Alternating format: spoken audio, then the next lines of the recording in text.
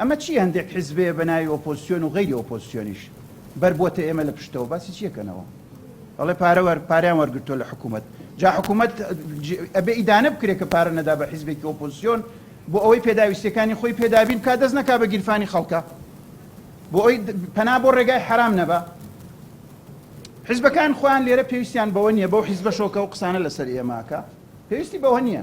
حال لە سەردەمی خۆتان نەزانن کە حکوومەت ڕووخاچیانە کرد یعنی حکوومەتی بەعس تا ئەمڕۆ شەریکێکی ئەساسی پارەوەرگرن لەم دەسەڵاتە و هەمیشە کۆڵەکەیە بوون پەنابوو لە پەنای ئەو دەسەڵاتە بەڵام ئێمە هەڵوێستمان هەیە بۆ خەڵک ئەم قسانەی ئێمە کێشە بۆ ئێمە دروستەکە ئێمە لەبەر پارە نەمان کردووە لەبەر پارەش بێدەنگ نابین هیچ وەختێکیش هەڵوێستی خۆمان لەو سەردەمەشا کە لە حکوومەتا بووین بەنیازیەوەی خزمەتێ بە خەڵک پێشکەشکەین